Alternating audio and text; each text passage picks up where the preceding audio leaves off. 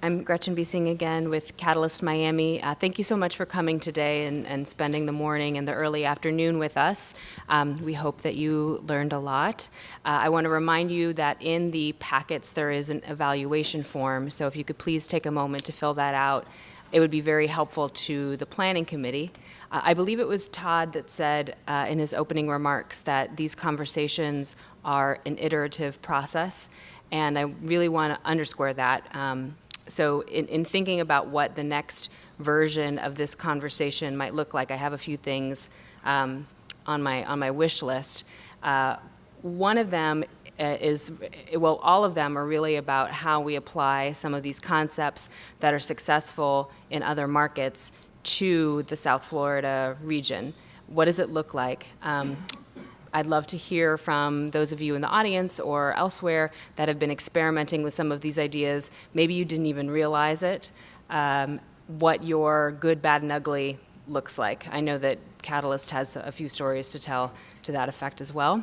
I would also like to have some honest conversations with some of the anchor institutions in our community about whether there is sufficient alignment around business and social interests to move forward on some of these ideas. To be honest, I don't know whether there is. It's an open question, and I think that it would be great to have more conversation about that. And then my third wish for the next version of this conversation is to have more information about the local context coming from people in the community and working with residents, low-income residents in particular. I'd like to hear them sharing.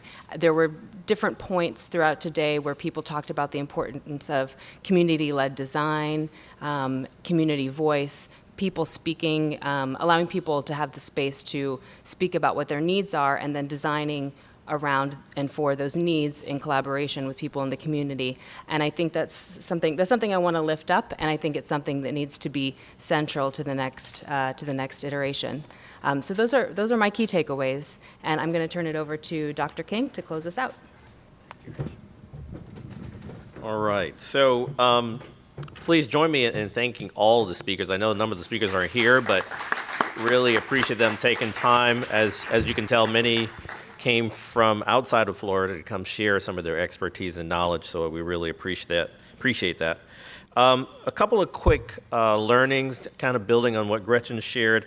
I think one of the common themes that came up, I think Michael Finnerty mentioned this, about the idea that we're all serving the same individuals and families. No matter how you slice and dice it, whether you're looking at education, financial health, whether you're talking about community development and housing or health care, it's the same people. And I often will tell some of my students, and I know Doug probably has this experience, is that I've never had a mom come in and say, hey, I want a community development program, right? Or I'm looking for this great education program, right? Or I'm looking for this great housing program. Can you help me figure this out? Usually they come in with multiple needs, and it's our job as the provider to be able to translate that into the great work that all of you are doing. So if there's ways that we can do this together, it just makes it that much more aligned with the needs of the families that are coming to us, at least through the healthcare system. Another key theme that came up was this idea of a common language. I've done this work all across the country, the work being bringing together leaders like yourselves to work collaboratively together toward specific results, even before the term collective impact came around. But one of the things that's very clear when you start this work with a group is the common language. Meaning, if you want to see a really fascinating conversation, ask someone in education, healthcare, and housing, how do they define the word outcome, right?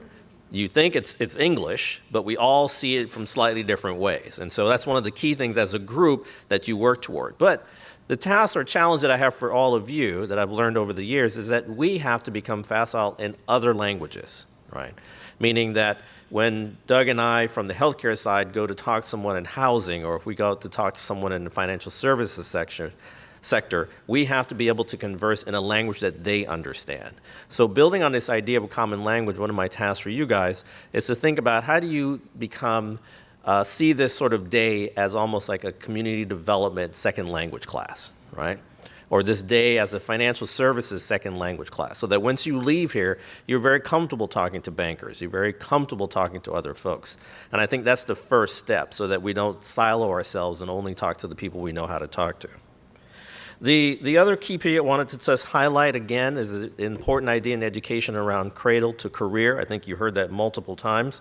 And obviously with our last panel, the importance of ensuring financial health, it goes lockstep with this idea of building healthy communities. So in the end, I just wanted to just reiterate that this is a journey. Right? And this is what I invited you guys all at the beginning to be part of this journey. We're very excited that you now are officially part of this journey with us. And we're looking for this not to be just a conversation, but how do we turn this into action? And I told you that at the beginning, that the goal is to get leaders to focus on a result and get to action.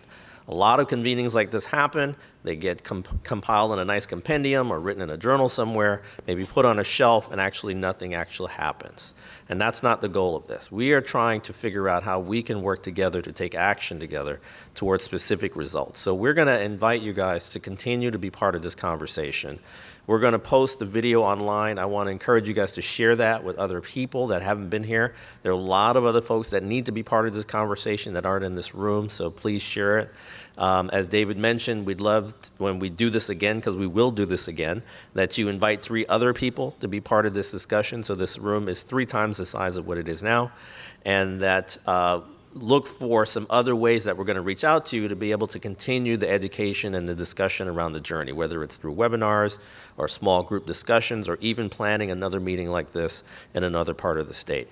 So with that, I'm going to end and say thank you for being here. We really appreciate it. We weren't sure how many folks would be here until 2:30, so I think you guys did it. Thank you, Jeff. Go Canes. And with that, thank you all and have a great afternoon, and we will be in touch. And don't forget to fill out your evaluation form.